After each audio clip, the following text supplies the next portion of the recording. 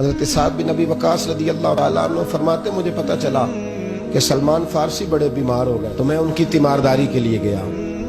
وہ چارپائی پہ لیٹے تھے، جب میں اندر داخل ہوا نا تو وہ فرماتے ہیں کہ میری طرف انہوں نے جب دیکھا تو ان کی آنکھوں میں آنسو آ گئے۔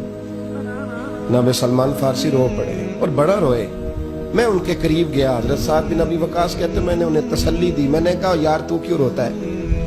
تیرے تو میرے رسول پاک نے مرتبے ہی بڑے بیان فرمائے۔ حضور نے فرمایا ہے کہ ہر آدمی جنت میں جانے کا شوق رکھتا ہے، اور جنت شوق رکھتی ہے کہ میرے اندر علی آ جائے، جنت کا شوق ہے کہ میرے اندر مقداد آ جائے، اور جنت کا شوق ہے کہ میرے اندر سلمان فارسی آ جائے۔ علی، سلمان اور مقداد تو جنت شوق رکھتی ہے کہ آ جائے۔ اتنا بڑا تو آدمی ہے اور حضور ہمیشہ راضی رہے، اور روتے کیوں ہو؟ تو حضرت سلمان فارسی پھر رونے لگے، کہنے لگے روتا اس لیے ہوں کہ جو نبی پاک علیہ السلام کے ساتھ وعدے کیے تھے میں پورے نہیں کر سکا۔ کہا وہ کیا؟ کہنے لگے حضور نے فرمایا تھا مسافروں کی طرح وقت گزارنا، راہگیروں کی طرح وقت گزارنا، میں وہ وعدہ نہیں پورا کر سکا۔ میں نے مال جمع کیا، میرے پاس دولت ہے۔ تو کہا کہاں ہے دولت؟ حضرت سلمان کہنے لگے میرے کمرے میں گھوم کے دیکھ لو۔ کہتے میں نے گھوم کے دیکھا تو 2 تکیے تھے، 2 پیالے تھے پانی پینے کے، ٹوٹی ہوئی چٹائی تھی اور تھوڑے سے برتن تھے۔ تو میں نے کہا یہ 5-10 دینار کا مال، اس کو آپ دنیا کہہ رہے ہیں؟ سلمان فارسی پھر رو پڑے، کہنے لگے اور کوئی رکھ لیتا تو خیر تھی، مجھے تو نہیں رکھنی چاہیے، میں تو نبی پاک کا غلام ہوں۔ اور پھر فرمانے لگے 2 تکیے ہیں، ایک سے بھی تو گزارا ہو سکتا تھا، 2 پیالے ایک سے بھی تو گزارا ہو سکتا تھا۔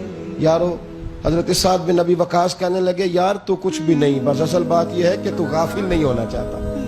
دولت شولت تیرے پاس کوئی نہیں، پر وہ جو تیرا نفس لوامہ ہے نا وہ زندہ ہے۔ یا تو حرام کھا کے لوگ بڑے سکھی رہتے ہیں، مال لوٹ کے بھی لوگوں کو اثر نہیں ہوتا، اور وہ لوگ تھوڑی دنیا داری جمع ہو گئی تو پریشان ہے۔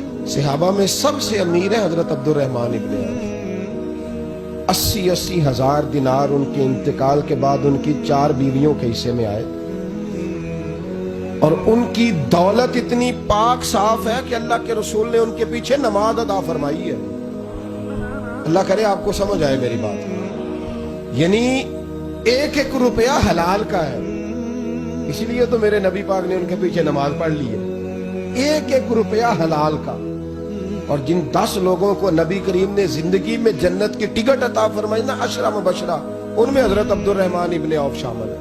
حضور کا وصال ہو گیا تو حضرت عبد الرحمن ابن عوف نا سارا دن آ کے سیدہ عائشہ صدیقہ کے دروازے پہ بیٹھے رہتے، کبھی حضرت ام سلمہ ام المومنین ان کے دروازے پہ بیٹھے رہتے، اور بیٹھے رہتے اور روتے رہتے۔ حضرت عائشہ صدیقہ باہر نکلتی تو کہتی بیٹے کیا ہوا، کیوں روتے ہو؟ تو حضرت عبد الرحمن کہتے کہ آپ مومنوں کی ماں ہے نا، تو بیٹے کو جب تکلیف ہوتی ہے تو ماں کے پاس ہی آ کے روتا ہے نا۔ کیا تکلیف ہے؟ کہنے لگے اماں جی دولت بہت زیادہ ہے، پیسے بڑے، آج بھی رات خواب دیکھی ہے تو میں دریا میں ڈوب رہا ہوں، اماں جی آپ ماں ہیں، میرے لیے دعا کریں میں بچ جاؤں۔ حضرت عائشہ کہتی تیری دولت تو بڑی پاک ہے، حضور نے تجھے جنت کی بشارت دی ہے، کیوں اتنا پریشان ہوتا ہے؟ تو عرض کرنے لگے اماں جی ابو بکر مجھ سے افضل تھے، پر ان کے کپڑوں کو پیبند لگے رہتے تھے، عمر مجھ سے اچھا تھا،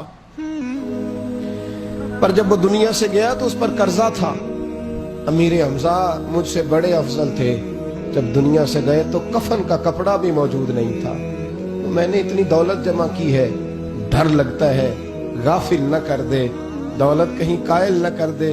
تو حضرت عائشہ فرماتی جا کے خرچ کر کے آ، جا اس میں سے کچھ خرچ کر کے آ۔ واپس آتے کہتے 4000 دینار خرچ کر آیا، پھر آ کے روتے، پھر اگلی شام روتے۔